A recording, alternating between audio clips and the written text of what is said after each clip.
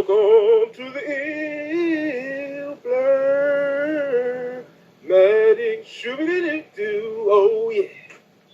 Welcome back to Ill Blur Matic. What is going on, guys? Welcome back to the channel. My return subscribers, thank you so much for returning and supporting and commenting and liking. Also, my new subscribers, welcome to the channel.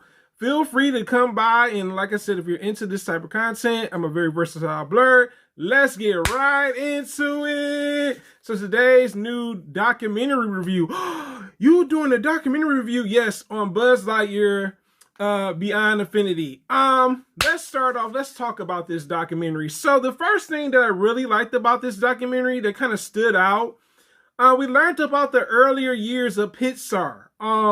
I love that we got a chance to see the team, whether it was the people, like I said, the writer, the animator, and faces of people that were a part of the earlier team of this Pixar studio. That was really cool because we don't get too much of Pixar. We don't get too many documentaries on Pixar. I think the only other documentary we have with Pixar, I think, is for Soul, which is by far one of my favorite Pixar films. There's some other Pixar films I enjoy as well. But it was good to see that we learned about the team. You know what I'm saying? Because there is a team behind the Pixar brand. The next thing I would like to talk to you guys about is the direction Pixar went in. So, Pixar, I am so happy that they did not go in the direction Disney went in. Because remember, Disney's more musicals. Pixar's more like heartfelt stories that people can relate to on a humanistic aspect. So I really love that Pixar said, you know what? We're not going to go the direction Disney's going in for our films. And I am so happy they did not go in that direction because honestly, I like Pixar a little bit more than Disney. I'm going to be honest with you guys. Don't get me wrong. I do have Disney films that I do enjoy, but I like Pixar a lot better. Also, let's talk about something else that I was unaware of. The designs of Buzz Lightyear. So there are a lot of different designs of Buzz Lightyear. Some designs I felt like were a little bit more like sci-fi-ish. Most of them had actual suits, like space suits, which was really cool. The drawings weren't always the best, you know what I'm saying? So Buzz went through a variety of phases. I'll be honest with you guys, of costumes and how he looked, you know what I'm saying? It's good that they still have those pictures to see the transformation of Buzz Lightyear. I really thought that was cool that they pulled out the actual sketches of the original looks for Buzz Lightyear. Also, what I found out recently that Buzz Lightyear wasn't always named Buzz Lightyear. I was like, what? I said, unbelievable, yo. Like, just imagine us having Toy Story, right? And us not having the original name for Buzz Lightyear. That would have been so odd because I'm so used to the new name. Well, the better name, I should say, for Buzz Lightyear. The other name, it didn't stick. I'm going to be honest with you, it's very forgettable. I was just like, I'm glad Pixar didn't go with that name. Also, let's talk about this. Pixar, when they created Buzz Lightyear, the person that they went for, and we see him briefly in this actual documentary, and it's pretty much Tim Allen. We see him briefly in the documentary. I wish we would have had a little bit more of him talking and everything. We see him voice act briefly in this actual documentary, which is okay. I'm not gonna lie, but that was the choice they were going to. Buzz's personality is more like a cop and not this straightforward sci-fi superhero type of thing, which I'm totally okay with. I'm not against it. But, hey, that's their choice. At the end of the day, that's what they wanted to do. And it worked. I mean, I think Tim Allen did a really great job.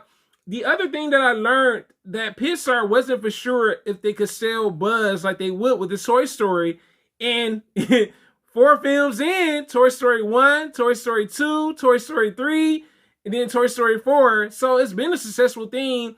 And the popularity of Buzz, like Buzz is I think he's more popular than Woody, to be honest. I was like, wow. Like, I would have never expected that. But then again, I like Buzz more than Woody too. So it wasn't like, oh man. So it's really cool that we learned this information. Also, the makings of the Buzz Lightyear film, the standalone film. So, with Toy Story, Buzz always thought he was not a toy at some point. So with it, they worked on the humanistic aspect of Buzz Lightyear, how he would be as a human. Yes, there are certain elements that they have where he's still kind of a little bit goofy, but also a little bit more humanistic.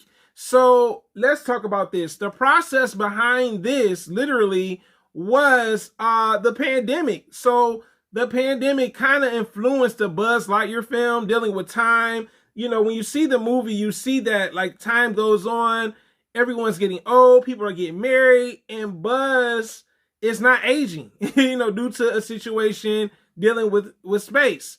Also, what I loved about this is literally we saw some of the older costumes incorporated in the Buzz Lightyear film. So I thought that was really cool that even though Pixar didn't stick with those costume ideas, that they did that.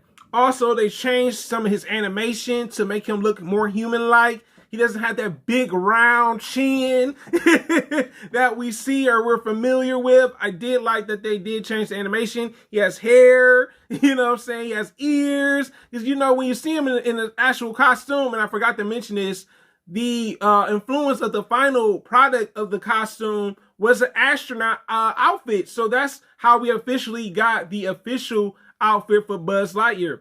Also, what I loved about this documentary is it took time. They showed us the storyboards, the ideas that they didn't use for the Buzz Lightyear film that's out now. And also just the process, during the pandemic, they were still working on the Buzz Lightyear film, and they literally were going to each other's houses, still having meetings, still discussing ideas and that type of stuff. And also, I love that some of the figurines that they use to make like weapons for the Buzz Lightyear, also the ship that he's in, and just like them discussing what they were going to do with the film. Definitely, I wish, and let me just talk about this, and I don't want to steer too far off of this, but I wish they would have premiered this documentary on regular TV and not just the Disney Plus app. I'll be honest with you. I felt like they could have used that as a source of promo to some degree, where it would have been on like regular cable or regular TV for people that they didn't grow up on Buzz Lightyear or Toy Story, so they could learn. That's my thing with it. Now, let's talk about how I really felt about the documentary. It's actually decent.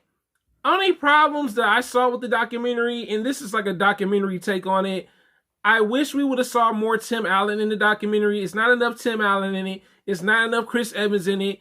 I did love that they introduced some of the new characters that we see in Buzz Lightyear, like the Alicia. We see her voice actor and stuff, and Chris, like I said, Chris Evans. But there wasn't Keke Palmer in the documentary. And, documentaries are hit or miss. But my final rating for the documentary, I would definitely have to give this a C+. Like, I've seen better documentaries. I just wish they would have went a little bit more into like learning about the other new characters and why they introduced them. But this is your boy Ill Blur. Man, guys, thanks for commenting, thanks for supporting, thanks for liking, and until next time, have a great one, guys. I'm out.